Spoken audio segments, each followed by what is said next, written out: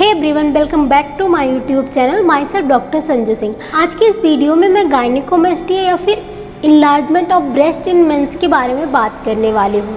तो आज डिटेल में इसी के बारे में बताऊँगी कि ये क्या होते हैं, इसके कॉजेज़ क्या होते हैं, इसमें क्या साइंस एंड सिम्टम्स मिलते हैं, इसको डायग्नोस कैसे किया जाता है, और साथ में बहुत ही इफेक्टिव होम्योपैथिक मेडिसिन बताऊँगी, उनका कितना अच्छा रोल होता है गायनेकोमेस्टिया के केसेस में, ये भी आपके साथ शेयर करूँगी। तो वीडियो में लास्ट तक ज़रूर बने रहिएगा। चलिए वीडियो को स्टार्ट करते हैं। पहले हम जानते हैं कि गायनेकोमेस्टिया होता क्या है। गायनेकोमेस्टिया में जो मेल्स होते हैं, जो मेंस होते हैं, उनके ब्रेस्ट के जो टिश्यूज़ होते हैं वो इनलार्ज हो जाते हैं, उनका अमाउंट जो है इंक्रीज हो जाता है।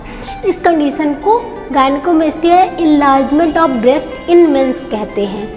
ये जनरली हार्मोनल इम्बैलेंस की वजह से होता है। ये सबसे कॉमनेस्ट बेनाइन कंडीशन होती है मेल ब्रेस्ट की, और अराउंड 35% मेल्स जो होते हैं इस कंडीशन से अफेक्टेड रहते हैं। अब हम इसके कॉजेज़ की बात करते हैं। तो जैसे कि मैंने बताया कि ये हार्मोनल इम्बैलेंस की वजह से होता है, तो सबसे पहले उसे समझते हैं कि हार्मोनल इम्बैलेंस क्या होता है।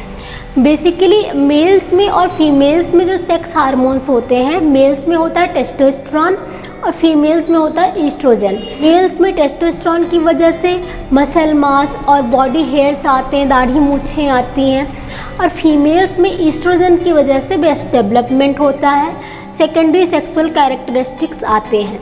अब मेल और फीमेल जो सेक्स हार्मोन्स होते हैं ये दोनों जेंडर में प्रेजेंट होते हैं। मेल्स में टेस्टोस्टेरोन ज़्यादा और ईस्ट्रोजन कम होता है, वहीं फीमेल्स में ईस्ट्रोजन ज़्यादा और टेस्टोस्टेरोन कम होता है।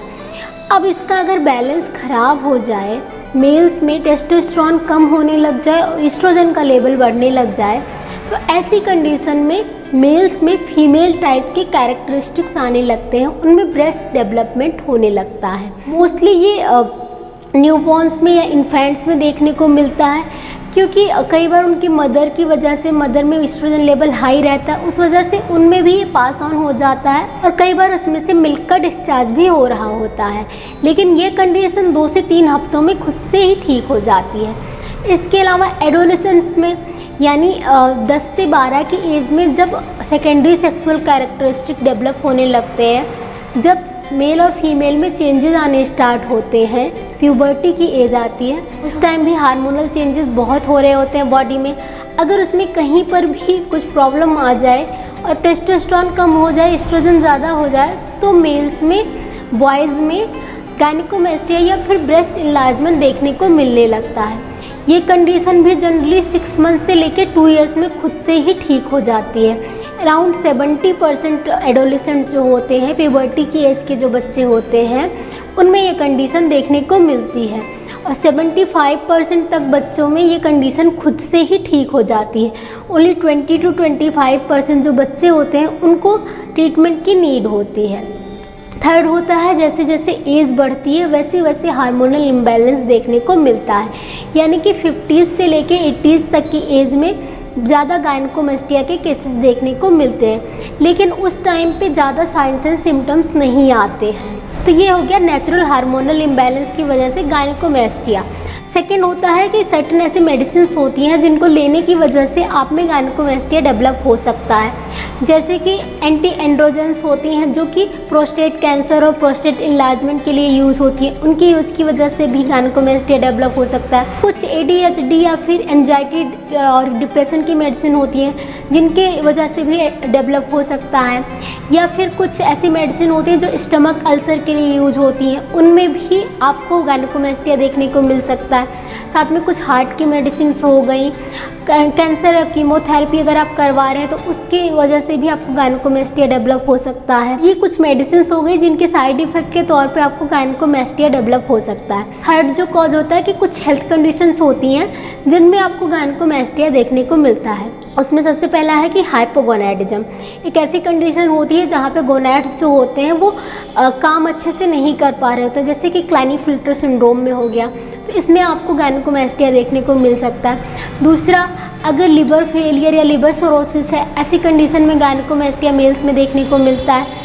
थर्ड होता है कि अगर किडनी फेलियर हो गया तो ऐसी कंडीशन में भी गायनेकोमेस्टिया देखने को मिलता है। फोर्थ है हाइपरथायरॉयडिज्म। हाइपरथायरॉयडिज्म की कंडीशन में भी मेल्स में गायनेकोमेस्टिया देखने को मिलता है। फिफ्थ है कुछ ऐसे ट्यूमर्स होते हैं जो जैसे टेस्टिस के ट्यूमर हो गए, प्रोस्टेट के ट्यूमर हो गए, एड्रिनल्स के ट्यूमर हो गए, इनकी वजह से जो हार्मोन्स होते हैं उनका इम्बैलेंस हो जाता है और गायनेकोमेस्टिया देखने को मिलता है। इसके अलावा कुछ एडिक्शंस होते हैं, जैसे अल्कोहल हो गया, आप हीरोइन लेते हैं, ड्रग्स करते हैं, तो इसकी साइड इफ़ेक्ट के तौर पर भी आपको गायनेकोमेस्टिया डेवलप हो सकता है। फिफ्थ है हर्बल। कुछ प्लांट ऑयल्स हो गए, जैसे टी ट्री ऑयल हो गया, लिवेंडर ऑयल, जो कॉस्मेटिक्स में यूज होता है और उनकी ईस्ट्रोजन इफिकेसी होती है, तो इसकी वजह से कई बार हार्मोनल इम्बैलेंस होता है और मेल्स में गायनेकोमेस्टिया देखने को मिलता है। तो ये हो गया इसके कुछ कॉजेज, किन वजहों से हार्मोनल इम्बैलेंस हो सकता है और आपको गायनेकोमेस्टिया देखने को मिल सकता है। हम इसके सिम्टम्स की बात करें तो इसमें आपको इनलार्ज ब्रेस्ट टिश्यूज देखने को मिलेंगे। ये यूनिलैटरल हो सकता है, बाइलैटरल हो सकता है, मतलब एक ब्रेस्ट में हो सकता है, दोनों में भी हो सकता है। जो भी ये इनलार्जमेंट होती है वो मोबाइल होती है, बिल्कुल भी स्किन से कनेक्टेड नहीं होती है, स्किन से अटैच नहीं होती है। साथ में यहाँ पे कई बार आपको सेंसिटिविटी हो सकती है, कई बार पेन की प्रॉब्लम भी हो सकती है।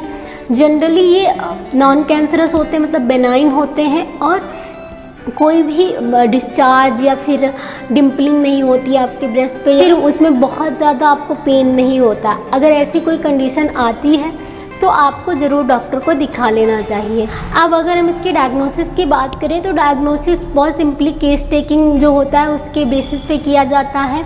केस टेकिंग हो गया, फैमिली हिस्ट्री हो गई, साथ में आपकी कोई हार्मोनल प्रॉब्लम तो नहीं है, इस सब की केस टेकिंग होती है। कुछ बेसिक आपके टेस्ट भी हो सकते हैं, ब्लड टेस्ट जैसे liver function test, kidney function test, thyroid test, ये सब टेस्ट हो सकते हैं। इसके अलावा एक और कंडीशन होती है स्यूडो गायनेकोमेस्टिया। इस कंडीशन से डिफ्रेंशिएट करने के लिए कई बार मैमोग्राम भी करवाया जाता है। स्यूडो गायनेकोमेस्टिया वो कंडीशन है जहाँ पे आपकी ओबेसिटी की वजह से या फिर आप में वज़न ज़्यादा है, इसकी वजह से आपके ब्रेस्ट पर फैट सेल्स डिपॉजिट होने लगती हैं, एडिपोज टिश्यू जो होते हैं वो बढ़ने लग जाते हैं, जबकि गायनेकोमेस्टिया में जो ब्रेस्ट के ग्लैंड टिश्यूज़ होते हैं वो बढ़ते हैं। तो इस चीज़ को डिफ्रेंशिएट करना बहुत ज़रूरी होता है कि आपको ओबेसिटी की वजह से स्यूडो गायनेकोमेस्टिया या हार्मोनल इम्बैलेंस की वजह से गायनेकोमेस्टिया। तो ये सारे कुछ टेस्ट किए जाते हैं बेस्ड ऑन कि आपके टेस्ट में क्या रिजल्ट आए। कई बार सीटी स्कैन वगैरह भी किया जाता है। करते हैं इसके ट्रीटमेंट की। वैसे तो ये कंडीशन कोई प्रॉब्लम कॉज नहीं करती है, कुछ भी इससे प्रॉब्लम नहीं होती, लेकिन अब स्पेशली बच्चों में बहुत ज़्यादा ये सोशल एम्बैरेसमेंट का कॉज बन जाता है। उनमें बहुत ज़्यादा इसकी वजह से डिप्रेशन भी आ जाता है, क्योंकि उनका ब्रेस्ट इनलार्ज हो रहा होता है। वो अच्छे से क्लॉथिंग वगैरह नहीं पहन पाते हैं क्योंकि उनको डर लगा रहता है कि कहीं लोगों को दिख जाएगा, फिर वो मेरा मजाक बनाएंगे। तो मोस्टली ये एम्बैरेसमेंट का इशू हो जाता है। इसकी वजह से बच्चों का सेल्फ स्टीम लो होता है, उनका कॉन्फिडेंस लो होता है। और इसका एलोपैथी में ऐसा कोई ट्रीटमेंट नहीं है, वहाँ पे सिर्फ सर्जरी बताते हैं, जबकि होम्योपैथी में बहुत ही इफ़ेक्टिव ट्रीटमेंट होता है। आपको हो सकता है टाइम लग जाए, 4 महीने 6 महीने लग जाए, लेकिन पूरी तरीके से आपकी प्रॉब्लम ठीक हो जाएगी। इसके लिए आप किसी क्वालिफाइड होम्योपैथ को दिखाकर ट्रीटमेंट लेते हैं तो बहुत ही अच्छे रिजल्ट मिलते हैं। यहाँ पर मैं कुछ बहुत ही इफेक्टिव होम्योपैथिक मेडिसिन बता रही हूँ जिनके रिजल्ट मुझे बहुत अच्छे देखने को मिले हैं। सबसे पहले हमारी मेडिसिन है कोनियम 200 पोटेंसी में। कोनियम बहुत इफेक्टिव मेडिसिन होती है जहाँ पे ब्रेस्ट का जो इनलार्जमेंट हो रखा हो, उस पर स्टोनी हार्डनेस हो, ये एडोलेसेंट्स में भी बहुत अच्छा काम करती है। साथ में ये ओल्ड एज में भी बहुत अच्छा काम करती है जहाँ पे प्रोस्टेट की भी प्रॉब्लम हो और साथ में आपको गायनेकोमेस्टिया हो। हमारी दूसरी मेडिसिन है कैलकेरिया कार्ब 200 पोटेंसी में। कैलकेरिया कार्ब भी बहुत इफेक्टिव होती है जहाँ पे जो पर्सन होता है, जो इसका पेशेंट होता है, थोड़ा सा हेल्दी होता है, मोटा सा चबी सा होता है, उसको स्वेटिंग बहुत होती है, चिली पेशेंट होता है, हार्मोनल इम्बैलेंस की वजह से ये सारी प्रॉब्लम्स उसको हो रही हैं, गायनेकोमेस्टिया हो रखा है। हमारी थर्ड मेडिसिन है फाइटोलक्का 30 पोटेंसी में। फाइटोलक्का भी बहुत इफेक्टिव मेडिसिन होती है जहाँ पे आपको गायनेकोमेस्टिया की प्रॉब्लम हो, बहुत तेज़ी से बढ़ रहा हो, साथ में आपको टेंडरनेस हो, टेंडरनेस कई बार आपकी एक्जिला तक पहुँच जाए, साथ में सेंसिटिविटी बहुत होती है, ब्रेस्ट में निप्पल्स की सेंसिटिविटी होती है। ऐसी कंडीशन में आप फाइटोलक्का यूज़ कीजिए और अगर आपको ओबेसिटी भी है, ओबेसिटी के साथ साथ आपको गायनेकोमेस्टिया, तो भी बहुत अच्छे रिजल्ट आते हैं इसके। हमारी 4th मेडिसिन है योहिबिनम मदर टिंचर में। योहिबिनम बहुत अच्छी मेल की टॉनिक होती है जो बहुत इफ़ेक्टिव होती है हार्मोनल इम्बैलेंस के लिए। लेकिन योहिबिनम लेने से पहले आपको एक चीज़ का ध्यान रखना, अगर आपको कोई गैस्ट्रिक प्रॉब्लम है, आपको किसी भी पेट से रिलेटेड कोई इन्फ्लेमेशन है, कोई इन्फेक्शन है, ऐसे केसेस में योहिबिनम बिल्कुल भी नहीं लेते हैं। तो अगर आपको ऐसी कोई कंडीशन नहीं है तो आप योहिबिनम लीजिए, आपको धीरे धीरे हार्मोन्स का जो इम्बैलेंस है वो ठीक हो जाएगा, आपके जो गायनेकोमेस्टिया की प्रॉब्लम है वो भी धीरे धीरे ठीक हो जाएगी। फ्रेंड्स, इस वीडियो में मैंने आपको गायनेकोमेस्टिया क्या होता है, उसके कॉजेज़ क्या होते हैं, साइंस एंड सिम्टम्स क्या आते हैं, डायग्नोस कैसे करते हैं और बहुत ही इफेक्टिव होम्योपैथिक मेडिसिन बताई। तो फ्रेंड्स, वीडियो अच्छा लगा हो तो वीडियो को लाइक कर दीजिएगा। चैनल पर नए हैं, पहली बार मेरा वीडियो देख रहे हैं तो चैनल को सब्सक्राइब करके बेल आइकन ज़रूर प्रेस कर लीजिएगा। इससे आपको मेरी अपकमिंग वीडियोज़ की नोटिफिकेशन मिलती रहेगी। और भी आपके कोई क्वेश्चंस है, कोई क्वेरी है, कोई सजेशंस है तो कमेंट करके ज़रूर बताइएगा। कमेंट ज़रूर करें और वीडियो को ज़्यादा से ज़्यादा लोगों तक शेयर करें। बहुत सारे ऐसे एडोलेसेंट्स हैं, टीनेजर्स हैं जिनको गायनेकोमेस्टिया की प्रॉब्लम है और इसकी वजह से उनका सेल्फ इस्टीम भी लो हो रहा है, तो उन तक ये वीडियो ज़रूर पहुंचाएं ताकि उनको भी हेल्प मिल सके।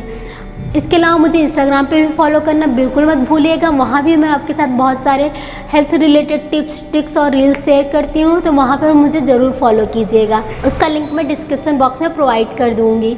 मिलती हूँ अगले वीडियो में, तब तक stay safe, stay healthy. Thank you so much for watching.